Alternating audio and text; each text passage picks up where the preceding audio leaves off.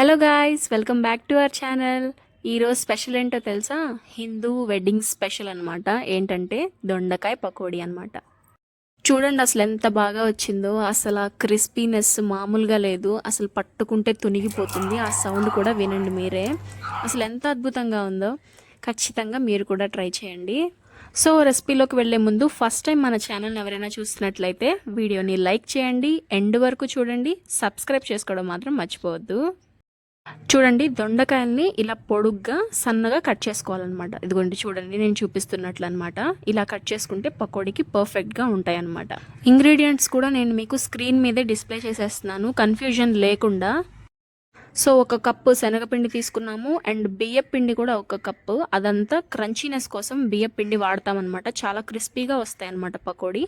And next salt వేస్తున్నాం, taste కోసం చూసుకొని వేసుకోండి. తర్వాత మీ దగ్గర జీరా పౌడర్ కూడా అవైలబుల్ ఉంటే వేసేసుకోండి, అది ఆప్షనల్ అనమాట.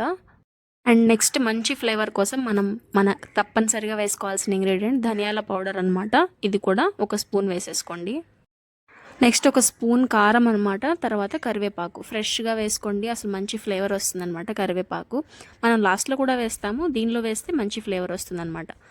నెక్స్ట్ కడాయి తీసుకొని ఇంకా ఆయిల్ హీట్ చేసుకుంటాం అనమాట. మనం పకోడీ కాబట్టి ఖచ్చితంగా డీప్ ఫ్రైయే చేస్తాం కాబట్టి సో ఆయిల్ పెట్టేసుకుందాము. అది వేడెక్కుతూ ఉంటుంది, మన నెక్స్ట్ ప్రాసెస్ని కంటిన్యూ చేసేద్దాము. సో ఇందాక తీసుకున్నాం కదా మిక్చర్, దాంట్లో కొంచెం బేకింగ్ సోడా వేసుకుంటాము. 1 పించ్ సరిపోతుంది అనమాట. అండ్ నెక్స్ట్ బాగా కలుపుకోవాలి, చేతులతోనే కలుపుకోండి. అండ్ నెక్స్ట్ మీరు వాటర్ యాడ్ చేయొద్దు అప్పుడే, ఎందుకంటే మన దొండకాయల్లో ఉంటుందన్నమాట వాటర్. సో ఫస్టే మనం వాటర్ యాడ్ చేసుకుంటే పల్చగా అయిపోతుంది, మిక్చర్ మొత్తం ఖరాబ్ అయిపోతుంది. సో వేసుకోవద్దు, వాటర్ యాడ్ చేసుకోకుండా బాగా గట్టిగా కలుపుతూ ఉండండి. అప్పుడే దానిలో ఉన్న వాటర్ మొత్తం దీనిలో ఊరిపోతుంది ఆటోమేటిక్గా. మనం ఇంకేం చేయాల్సిన అవసరం లేదు. ఒకవేళ సరిపోకపోతే అప్పుడు వాటర్ యాడ్ చేసుకోండి, కన్సిస్టెన్సీ అడ్జస్ట్ అవుతుంది. మీరు వెడ్డింగ్స్కి వెళ్ళినప్పుడు ఏది ఇష్టంగా తింటారు నాకు కామెంట్స్లో చెప్పండి. నేనైతే దొండకాయ పకోడీ ఇష్టంగా తింటానని చెప్పాను కదా. ఇలా మంచిగా కలుపుతూ ఉంటే మన చేత్తో మనం పట్టిన మసాలాలన్నీ కూడా ఈ దొండకాయలకి బాగా అబ్జర్వ్ అవుతాయి అన్నమాట. మీకు నచ్చితే కొంచెం ఫుడ్ కలర్ కూడా వేసుకోండి, మేము వేయట్లేదు. కానీ కొంచెం రెడ్గా ఉంటే చాలామంది ఇష్టపడతారు కదా, ఫుడ్ కలర్ కూడా వేసుకోండి ఉంటే. జనరల్గా మనం పకోడీ వేస్తాం కదా ఆయిల్లో, అట్లాగే వేసేసేయండి.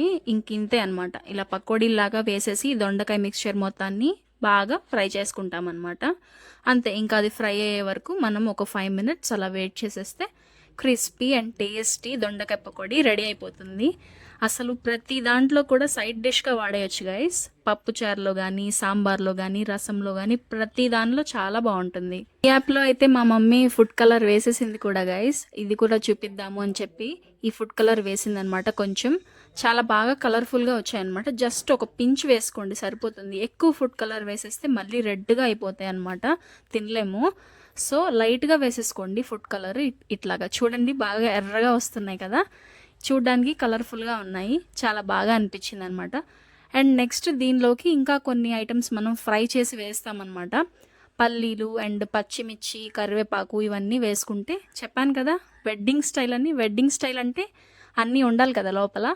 సో ఇది చూడండి, ఫస్ట్ ఏంటంటే గ్రౌండ్ నట్స్ అనమాట, పల్లీలు. వీటిని అదే ఆయిల్లో మనం ఫ్రై చేసేసుకుంటాం, బాగా క్రిస్పీగా అయ్యే వరకు ఫ్రై చేసుకోండి. అండ్ పచ్చిమిర్చి చీలికలు కూడా ఇలాగే ఫ్రై చేసేసుకోండి. ఈ పచ్చిమిర్చి ఆయిల్లో ఫ్రై అవుతుంటే భలే స్మెల్ వస్తుంది గైస్, నాకైతే తినేసిన ఫీలింగే వచ్చేస్తుంది.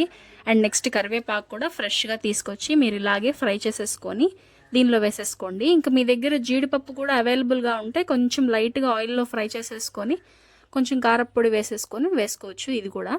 అండ్ నెక్స్ట్ ఇలా గట్టిగా టాస్ చేసేసుకుంటాం అనమాట. అండ్ దీనిలోకి కొంచెం కారం కోసం రెడ్ చిల్లీ పౌడర్ యాడ్ చేస్తున్నాను. అంతే, ఇంకా గట్టిగా టాస్ చేసేస్తే క్రిస్పీ అండ్ టేస్టీ దొండకాయ పకోడీ రెడీ అయిపోయింది. మీకు ఎలా అనిపించిందో ఖచ్చితంగా కామెంట్స్లో చెప్పండి. ఇంకా రెసిపీస్ కోసం మన ఛానల్ని సబ్స్క్రైబ్ చేసుకోవడం మర్చిపోవద్దు. బాయ్.